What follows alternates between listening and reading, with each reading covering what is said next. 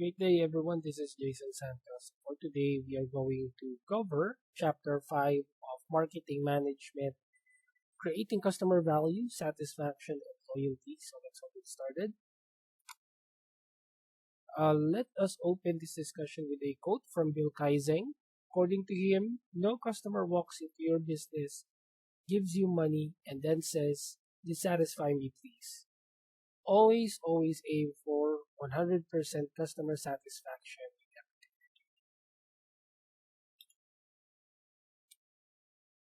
So, in organizations, there are structures that needs to be followed, and the normal structure we know would be the pyramid style, wherein the customers serve as the foundation, and at the top would be the top management making all the decisions and whatnot. But nowadays, the customers are at the top and serves as the boss. As we say, customers are king. And then at the foundation would be the top management. So what you can see is that nowadays the pyramid has been reversed. Okay, customers are now more in control, and they are the ones that are being gratified the most by businesses. Okay, served by businesses. And then at the bottom of the supposed pyramid would be the top management. Okay, because they are the brains and the ones making all the decisions, thinking of ways on how they can accommodate more customers, gain more customers, and make them loyal to the brand. And that's what we are going to cover in this discussion. So, value is always customer perceived.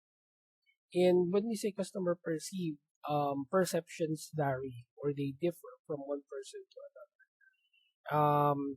Customer perceived value is the difference between the prospective customer's evaluation of all the benefits and all the costs of an offering and the perceived alternatives. So, we as customers have our own perceptions in different products or services as to what benefit we will be getting from it. Now, the actual benefit that we get when we buy it, when we use it, um, is the difference between what we perceive. Okay, so most of the time, what we perceive must be met by businesses, right? Otherwise, if it's not met, we will be looking for an alternative product or we will go somewhere else. We will spend our money somewhere else.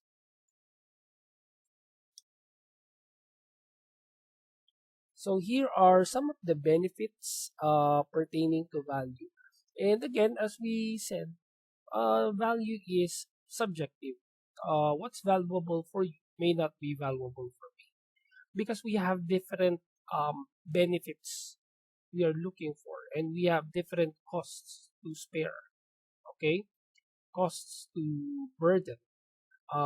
Like for example, on this side we have the total customer benefit, and on the other we have the total customer cost. Okay, so on the side of benefit, what benefits do we get from using the product, availing the service, benefits from the persons who are delivering the product to us, the personal, and what image do we get if we use this product? Like for example, why would someone buy a Starbucks coffee, which costs a lot more as compared to just drinking coffee at home, a three-in-one coffee at home? It's because of the image, right? Why would someone buy a Louis Vuitton bag when you can buy a JanSport bag? The costs are way, way higher if you would buy signature bags, signature design clothing. But people are still buying it if they have the money. It's because they are after the image, right? That's the image benefit. And that's just one of the many benefits one can get from the product. And we are talking of perceived value here, right?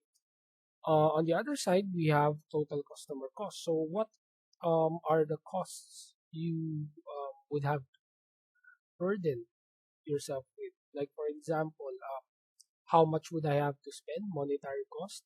How much time do I have to spend?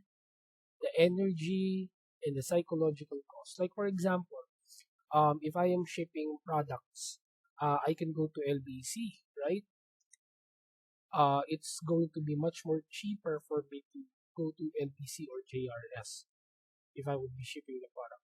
However, if I'm more conscious or after time, that may not be the best option because, as we all know, if I would go to that shipping courier, it's going to take me several hours before I reach the counter and have my package picked up, and processed for shipping. Whereas if I would book, let's say, a Lalamove rider, a Grab rider, in a matter of minutes, I will have my product shipped, and on the same day, it could arrive to its destination. But I'm going to spend more, definitely. So you see, what may be valuable for you may not be valuable for me. Um, if you're not much after the time, then you can go line up at LBC. But if I'm after time, then I won't go there. Definitely, I would avail a different shipping option. Okay. So again, it varies from one person to another. It depends on our priorities. How much time do we have? How much money do we have? What benefits are we after?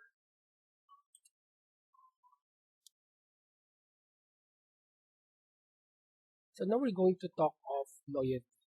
So loyalty is a deeply held commitment to rebuy or repatronize a preferred product or service in the future, despite situational influences and um, marketing efforts, and having the potential to cause switching behaviors.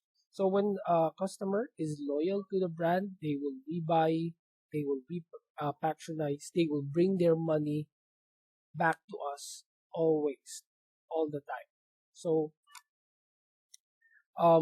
that's what most businesses are after for, loyalty among customers.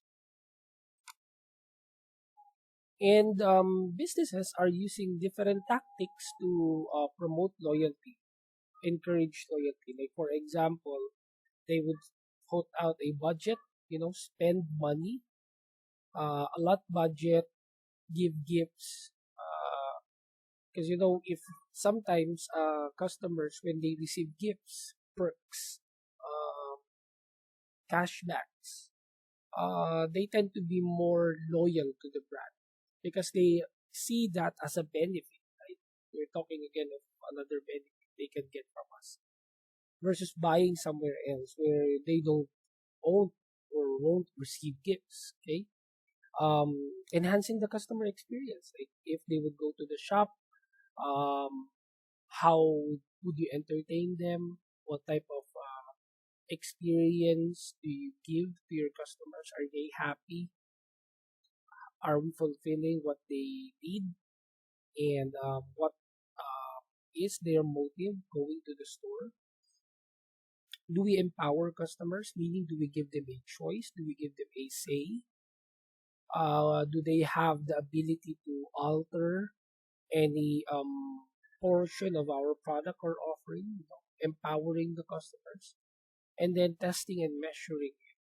Um, Letting the customer test the product first. Like for example, in some brands, they start their offerings by offering a free taste, right? Giving a sample. It may look like a loss for the business, but um, it is something that is good for the side of the customers. If they would have that, it would only prove to them that you're willing to put your product or service to the test. You know? So apart from that, there are others and a lot of ways on how you could improve your customer. Like for example, giving the promises, and making sure you deliver to them, giving them something your competitors can't give, always being there, delighting your customer, creating a wow factor, building an effective customer loyalty program. So all of these things are being done by businesses so that they can ensure that you are loyal to them. So when you talk of customer loyalty, there are many brands that are world renowned and um, are being used regardless of your geography. Like for example, Coca-Cola, Nike, Google, Apple, Samsung. These are world renowned brands, and there's no wonder why people are loyal to these brands. It's because they experience the best service, the best products, and offerings from these brands. And these brands have taken a lot of time, effort, capital, research in order to ensure that their customers are loyal to them or they bring out the best product for them. And along with that is what we call the value proposition. So the value proposition is seemingly like a mission and vision statement that encapsulates what the brand offers to its customers.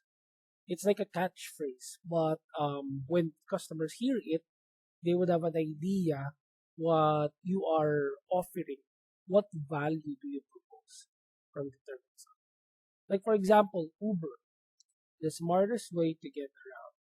So from the statement itself, you would have an idea that if I would avail your service, I'm being smart, and this is the best option to get around. To get around the city, to get around the country. So yeah, you can use Uber or Apple. Their value proposition is that the experience is the product. So this is very bold for Apple to say. Um, it's not the actual smartphone or cell phone that they are branding as the product, but your experience, if you use our product, your experience is the value we are proposing. And here are some other companies' value proposition. Okay, so you can look at each and one of them. Um, what I would also like to highlight is like this one. This is a value proposition of Spotify. I'm sure most of teenagers today or Gen Zs are using the service of Spotify. Um, so according to Spotify, their value proposition is music for everyone. So this is very simple, very creative, and captures almost everyone, regardless of your genre. What they're trying to say here is that we have music for each and every one of you. No matter what your music taste is, we have something for you. So, their product is online streaming of music. They buy copyright of music and allow free streaming of it. Okay, and target market families, single people alike, almost everyone who likes to listen to music. Uh, Primary benefit is music on the go. So this is very true when you're commuting, when you're traveling. You can use Spotify to listen to your favorite music. And what makes it unique? Moms, dad, kids, singles. There's music to suit everyone. Tastes all in one.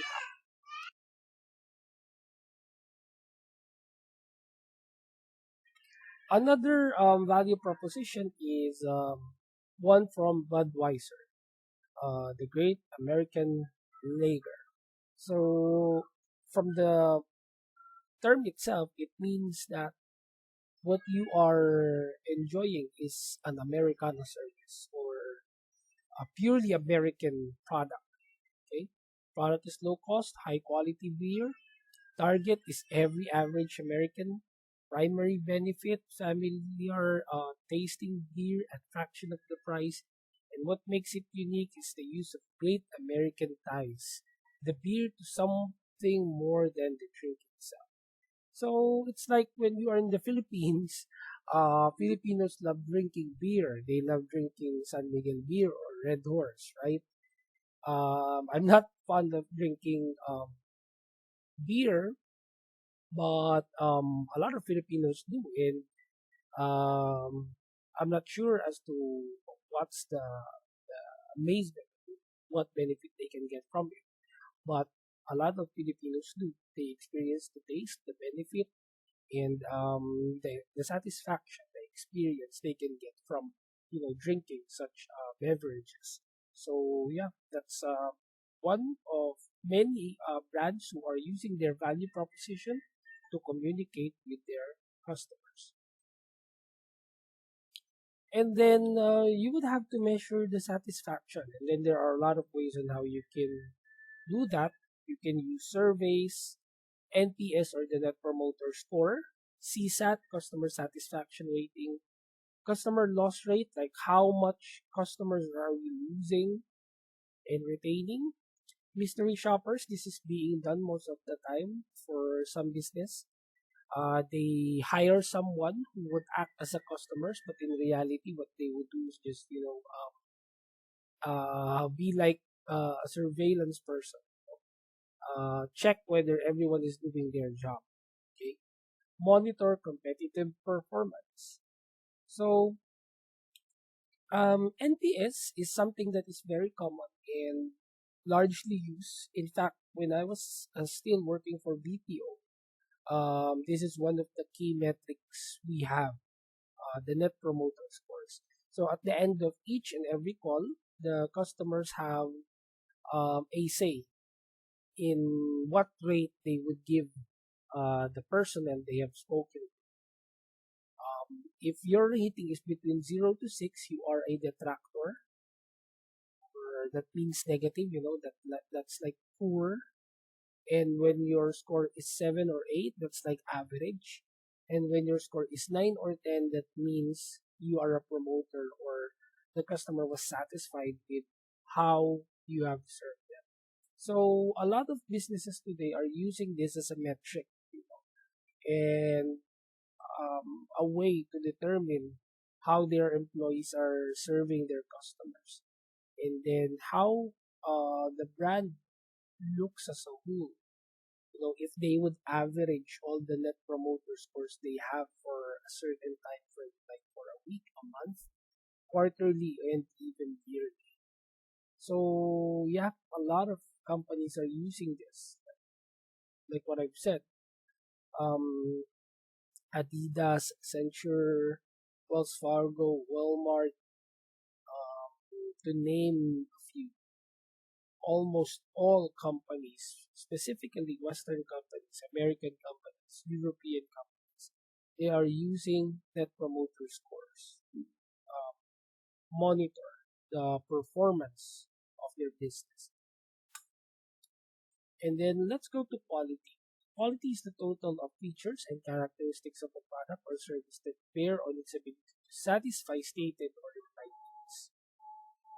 So when you talk of quality, a lot of brands show quality. Like for example, Netflix. I'm sure most of you have already experienced watching a series from Netflix, and I'm sure that you can agree with me that when you talk of Netflix, they are really after quality. Most of the series that they produce have something unique, something that would capture you as an audience. Get you hooked into watching each and every episode. Sometimes even binging for an entire series. So it's an example of a company who's really pounding and pushing for extreme and high quality shows. Okay, Google is another example. Like for me as a Google certified educator, I know very well for a fact how Google has dominated the internet scene nowadays. They have everything, every service for almost any type of thing. They have even competed with Microsoft, giving all of our needs like what we are doing now. YouTube, Office replaced by Google Docs, Sheets, Slides, Google Classroom, Google Meet, all of those things, are being provided by Google for free. You don't have to pay anything. You just have to you just need to have a computer, a phone, or and an internet connection. And everything else will be taken care of by Google. So they are really a game changer, and that is something that speaks highly of quality. Um, of course, other like McDonald's, Spotify, Uniqlo, Subway, Trivago, many other brands who are very much particular with and also for us customers, we all know that oftentimes than not, we are very much after quality over quantity. And quality ultimately promotes brand loyalty. So, yeah, that's it. This is going to be my assignment for my students, and I'll be giving this in the Google Classroom. And for those who are watching, thank you so much. Please follow me on all the social media platforms I'm in. And if you would like to see more videos like this, you can check out my playlists. I have a ton of videos specifically for business students, senior high school students who are in the business track. So that's it. Thank you so much. And to Gabi all the glory. See you on